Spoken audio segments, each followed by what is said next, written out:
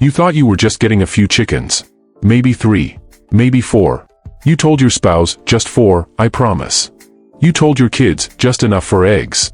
You told yourself you had this completely under control. And then, somewhere between the feed store, a Craigslist post, and a Facebook group called Backyard Chicken Addicts Anonymous, you ended up with 11 birds, a half-built coop, scratch feed stacked to the ceiling, and 0 regrets. Welcome to chicken math. It happens to everyone. It happened to me. And if you're watching this right now, odds are it's already happening to you too. Chicken math isn't a joke. Well, it is, but it's also the most real thing that happens when a human being gets within 20 feet of a baby chick under a heat lamp. There's something that short-circuits in the brain. Some ancient, deep-wired survival instinct that says, more chickens equals more eggs equals more food equals survival. And your rational mind, the one that did the spreadsheet, budgeted the feed cost, measured the backyard, just went completely offline. One minute you're saying, 4 hens, that's it. The next minute you're holding a little black Australorp in one hand, a buff Orpington in the other, and someone behind you in line at the Tractor Supply is saying, you know the Rhode Island Reds are really the best layers, and suddenly your cart has 7 more chicks in it and you don't remember making a single decision.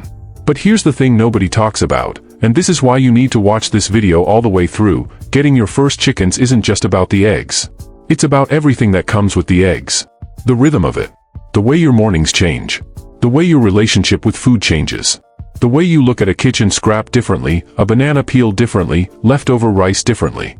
Chickens rewire you. They rewire your entire household. And the chaos of that first year, the noise, the surprise eggs in weird places, the rooster that woke up the entire neighborhood at 4:47 in the morning, that chaos is actually the beginning of something really profound. Stay with me, because I'm going to walk you through all of it. Let's go back to the beginning. You decided you wanted chickens. Maybe it was the egg prices at the grocery store that finally pushed you over the edge. Maybe you saw someone's Instagram with a basket of colorful eggs and thoughts, I want that life. Maybe you read something about knowing where your food comes from. Whatever it was, something clicked. And the moment you started researching, you fell into a rabbit hole that made you feel simultaneously overwhelmed and more alive than you'd felt in years. What breed? What size coop? What feed? Do I need a rooster? What's a pullet? What's a straight run?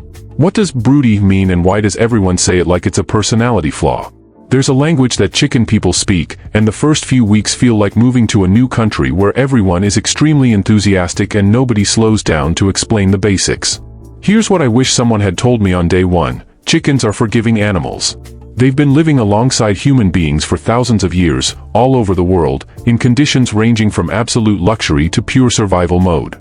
Your first setup doesn't need to be perfect. Your coop doesn't need to look like a farmhouse from a magazine.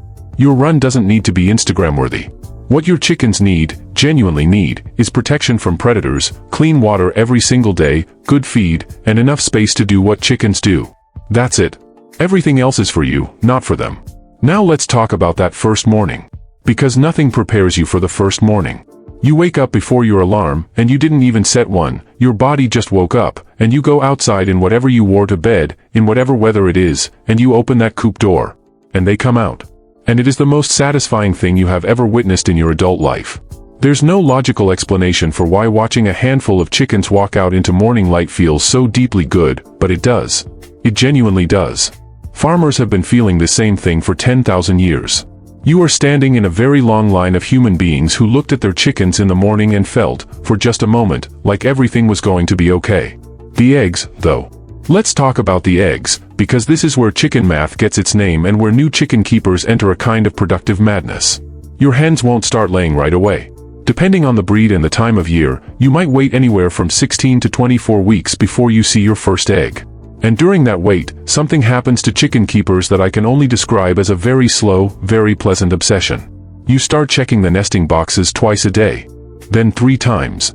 Then you're walking past the coop just to take a look, even though you know, logically, that the hen who was nowhere near ready this morning is still nowhere near ready at 2 p.m. And then one day, one completely ordinary Tuesday, you open that box and there it is. Small, warm, slightly dusty, more beautiful than any egg you have ever seen in your life. You hold it in your hand. It weighs almost nothing. And you feel like you built the pyramids. That first egg gets treated with a level of ceremony that is completely disproportionate to its size. People photograph it. People text pictures of it to family members who did not ask to receive pictures of eggs. People name the hen who laid it and remember her as a personal hero for the rest of her life. And when you finally crack it, that first egg from your own backyard, and you see that yolk, dark, almost orange, standing tall in the pan. Nothing from a grocery store looks like that. Nothing from a grocery store tastes like that. And that's the moment. That's the moment chicken math becomes permanent. Because now you've tasted what real food is, and you can't go back. Here is something important that experienced chicken keepers will tell you and beginners almost never believe until it happens to them. Egg production is not a straight line. It's seasonal. It's cyclical. Your hens will lay beautifully through spring and into summer, and then as the days get shorter in fall, production will drop. Some hens will stop completely through the winter. This isn't a problem. This is biology. Hens need daylight to trigger the hormones that produce eggs, and when the light drops below about 14 hours a day, their bodies naturally shift into rest mode. Some people add a light to the coop to extend laying. Some people let their hens rest. Both choices are valid. What matters is that you understand it's coming so you don't panic when November arrives and your 6-hen flock goes from 30 eggs a week down to 6. And here's where chicken math does something sneaky. Because when production drops, the solution your brain proposes, the only logical, completely rational solution, is more chickens. If 6 hens give you 30 eggs in summer but only 6 in winter, then 12 hens would give you 12 eggs in winter, which is much more acceptable. So you get 6 more hens. And then it's spring again and you have 12 hens laying 30 eggs each week, and you have more eggs than your household, your neighbors, your coworkers, and possibly your entire zip code can consume. So you start selling them. And then you need a sign. And then you need a card stamp. And then you're a small egg business and you own 14 chickens and you're looking at a Craigslist listing for a pair of silkies, and your spouse is giving you a very specific look that you have learned to recognize over the years. You have been here before. You will be here again. The chaos is real. I'm not romanticizing the chaos, I'm telling you it's part of the deal. Chickens will escape. No matter how secure you think your run is, one hen will find the gap you didn't know existed, and she will be in your garden, standing in your tomato bed, looking at you with the absolute confidence of an animal who has no concept of wrongdoing. You will chase her. She will be faster than you think a chicken can be. She will lead you around the yard for 11 minutes before walking calmly back through the exact same gap she came out of. You will stand there, out of breath, slightly defeated, and deeply, inexplicably happy. Because that's the thing about chickens that nobody puts in the YouTube thumbnail. It's not just about the eggs. It's about the daily ritual. It's about having a living reason to go outside every single morning. It's about the sounds, that particular low, conversational clucking that a flock makes when they're content and foraging, which is one of the most peaceful sounds on earth. It's about watching your kids learn that food doesn't come from a store, it comes from care. It comes from showing up every day. It comes from a relationship between a person and an animal and a piece of ground. The old-timers knew this. The Appalachian families who kept a small flock through the Depression didn't just keep chickens for eggs and meat, they kept them because a flock of chickens turns kitchen scraps into nutrition, turns scratched ground into fertilized soil, turns waste into resource. A backyard flock is a closed loop. Everything goes in, something useful comes out. The eggs. The manure that builds your compost. The scratching that breaks up compacted soil. The insect control that keeps your garden cleaner.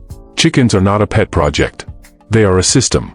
And once you understand that, you understand why every traditional homestead, every survival garden, every self-sufficient household throughout American history kept chickens.